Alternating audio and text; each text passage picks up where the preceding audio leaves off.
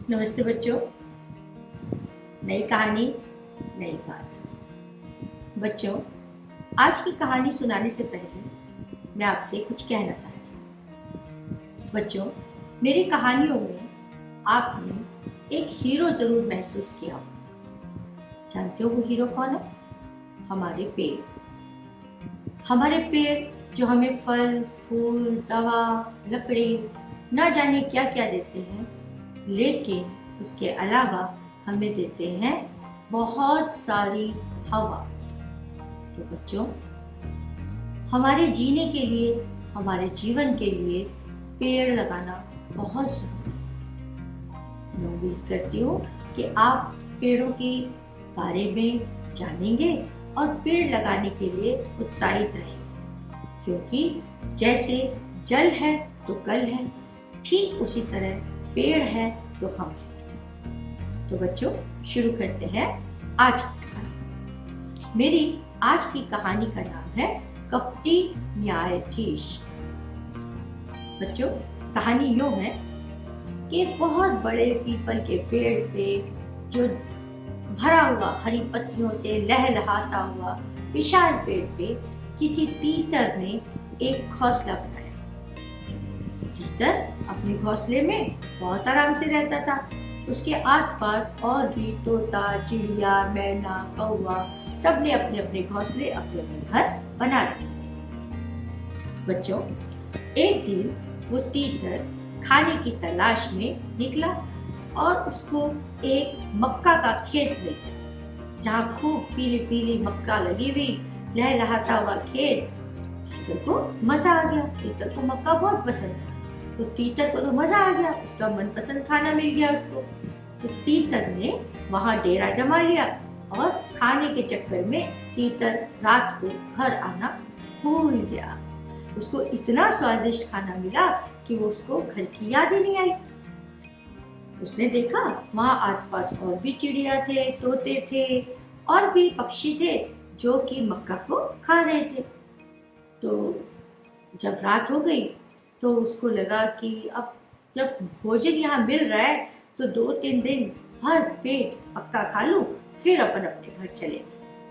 ये सोचकर तीतर बड़े मजे से वहां दूसरे पक्षियों के साथ रहने लग गया और मक्का चुगने लग गया। जब तीतर मक्का के खेत में था, तब पीछे से एक खरगोश ना जाने कहां से टहलता हुआ उस पीपल के पेड़ पर आ गया। उसने देखा ही तो पेड़ बहुत सुंदर है, बहुत ठंडी हवा दे रहा है, बहुत शांत जगह है और यहाँ अड़ोसी पड़ोसी बहुत सारे परिवार रहते हैं। तो वो अपने रहने की जगह तलाश करने लगा। उतने में उसकी नजर उस तीतर के घोंसले पे पड़ी। उसने देखा तीतर का घोंसला तो खाली है, तो वो जाके उस घोंसले में बैठ गया। रात हो गई, तीतर तो लौटा नहीं था, तीतर तो वहां मक्का चुग रहा था। ऐसे करते करते 2-3 दिन, 4 दिन निकल गए और खरगोश ने उसको अपना घर बना लिया और खरगोश वहां रहने लग गया। अब जब तीतर मक्का खाते खाते ऊब गया तो उसको अपने घर की याद आई। उसने सोचा अब अपन को अपने घर चलना चाहिए। जब तीतर अपने घर आया तो उसने क्या देखा, उसके घोंसले पे तो खरगोश बैठ गया आके। तो उसको बहुत गुस्सा आया। उसने कहा, तुम मेरे घर में कैसे घुसे और बिना मुझसे पूछे कैसे घुसे? घर तो मेरा है। खरगोश ने क्या कहा? खरगोश ने कहा, तुम्हारा घर कैसे है? इस घर पे कहाँ तुम्हारा लिखा हुआ है नाम? ये तो घर खाली था, इस घर में तो मैं रहूंगा। और तुम पूछ लो, मैं तो पिछले कुछ दिनों से यहीं रह रहा हूँ, तो अब ये घर तो मेरा हो गया। तीतर को बहुत गुस्सा आया। तीतर जोर जोर से चिल्लाने लगा। उसने अपने पड़ोसी इकट्ठे कर लिए और पड़ोसियों को कहा कि देखो, ये घर मेरा था और मेरे घर पे खरगोश ने कब्जा कर लिया। अब चूंकि खरगोश का व्यवहार बहुत अच्छा था पड़ोसियों से, तो पड़ोसी कुछ बोल नहीं पाए। उनको समझ नहीं आया कि हम किसका पक्ष लें।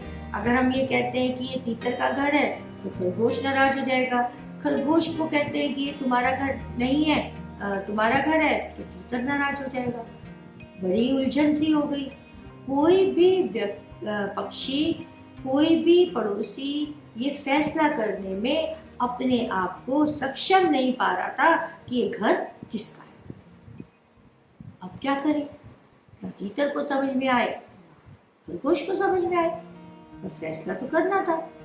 तो सब लोगों ने राय की कि ये तो एक कानूनी चक्कर हो गया है, आपको किसी न्यायाधीश के पास जाना चाहिए।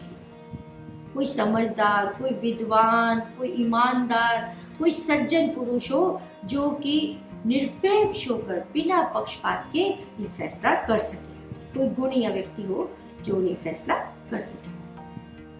अब तीतर और खरगोश को बात पसंद आ गई लोगों की कही भी, दोनों उड़ चले और दोनों चलते चलते ढूंढने लगे कि कहीं उनको कोई विद्वान, कोई ईमानदार, कोई अच्छा प्राणी मिल जाए जो कि उनके विवाद को हल कर सके। चलते चलते बच्चों वो गंगा के किनारे आ पहुंचे।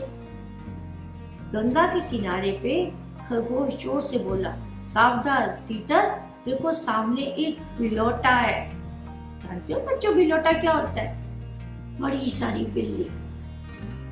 तो बोला, खरगोश तीतर को बोला कि देखो बिलौटा जो है वो मेरा भी दुश्मन है और तुम्हारा भी दुश्मन है, वो हमको मार के खा जाएगा, अपन को यहाँ से भाग जाना चाहिए। बिलौटे ने देखा कि घर बैठे बैठे अपने पास शिकार आ रहा है, खरगोश भी आ रहा है, तीतर भी आ रहा है, तो उसको लगा कि ये लोग कहीं ऐसा नहीं हो कि मेरे पास आए नहीं, मुझसे डर जाए। तो बिलौटा फटाफट दो टांगों पे खड़ा होके और राम राम राम राम जपने लग गया, हरे कृष्णा जाप करने लग गया।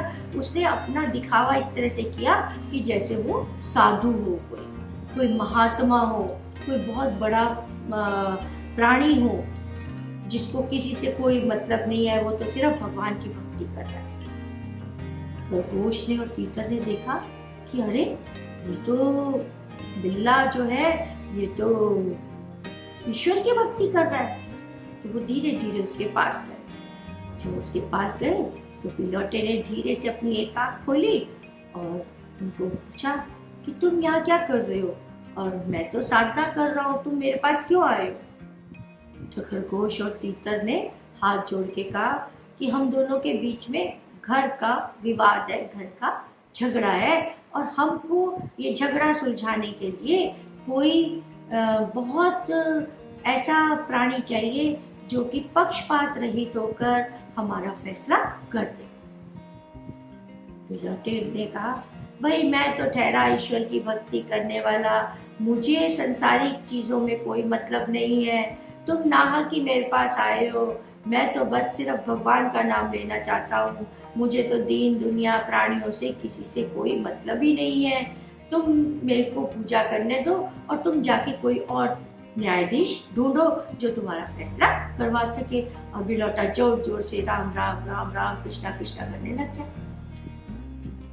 तो अब धीरे धीरे क्या हुआ कि खरगोश को और तीतर को लगा कि ये तो बिलौटा बहुत सज्जन पुरुष है जिसको भगवान की भक्ति के अलावा कुछ दिख ही नहीं रहा, तो ये हमारे साथ अन्याय नहीं करेगा, इससे तो डरने की कोई जरूरत है ही नहीं। तो खरगोश और तीतर ने हाथ जोड़ के कहा, महाराज हम तो आपकी शरण में आए हैं, आप जैसा नेक दिल, ईश्वर की सेवा करने वाला, ईश्वर को इतना मानने वाला कभी किसी के साथ कपट नहीं कर सकता, आप तो हमारा निर्णय करो। और खरगोश और तीतर ने उसको सारी बात बता। बिलौटे ने देखा कि खरगोश और तीतर तो बहुत दूर है, तो बिलौटे ने धीरे से बोला कि भैया देखो मैं बहरा हूँ, थोड़ा ऊंचा सुनता हूँ, थोड़ा मेरे निकट आके बात करो ताकि मुझे तुम्हारे झगड़े की सही सही बात समझ आए। तो दोनों अब तक क्या हुआ, खरगोश और तीतर उस बिलौटे पे भरोसा कर चुके थे, उसकी चिकनी चुपड़ी बातों में आ चुके थे, उसको भगवान का दूत मान चुके थे। तो उनके मन से डर निकल गया था, उनके मन से शक निकल गया था, उनके मन में अब किसी तरह का कोई शंका नहीं रह गई थी कि ये तो ईश्वर का दूत है, बिलौटा नहीं है, ये तो ईश्वर का कोई दूत है जो कि अपनी जो शिकार करने वाली प्रवृत्ति है उसको त्याग चुका है। तीतर और खरगोश बिलौटा के पास आए, बिल्ली के पास आए, तो बिलौटे ने कहा कि मेरे कान में आके कहो, मेरे को थोड़ा ऊंचा सुनता है तो मेरे कान में आके कहो। तो जैसे ही तीतर और खरगोश अपनी अपनी बात दोनों में होड़ लग गई। तीतर ने सोचा पहले मैं बता दूं, खरगोश ने सोचा पहले मैं बता दूं, कहीं ऐसा ना हो कि तीतर कुछ ज्यादा सिखा दे इसको। तो दोनों फटाफट, एक जना एक कान की तरफ, दूसरा जना दूसरी कान की तरफ दौड़ा। जैसे ही बच्चों वो कान के पास आके बोलने लगे, बिलौटे ने माला तो फेंकी जमीन पे और फट से उनको पकड़ लिया। एक हाथ से तो तीतर को पकड़ लिया और एक हाथ से खरगोश को पकड़ लिया। दोनों उसके हाथ में आ गए। बिलौटा अपनी प्रकृति के अनुसार उनको मार के खा गया। देखो बच्चों, जो दुष्ट व्यक्ति होते हैं, जो व्यक्ति धोखा देने में, झूठ बोलने में निपुण होते हैं, वो व्यक्ति अपने ऊपर अपने आप को महात्मा साबित करके लोगों को मूर्ख बनाते हैं। ऐसे लोगों से, ऐसे प्राणियों से सावधान रहने की जरूरत है। तो बच्चों, कैसी लगी आपको ये कहानी? मुझे लगता है आपको ये कहानी जरूर पसंद आई। बच्चों, अगर आपको कहानियाँ पसंद आती हैं तो आप अपनी राय कमेंट बॉक्स में जरूर लिख के मुझे भेज सकते हैं। नमस्ते बच्चों, नमस्कार।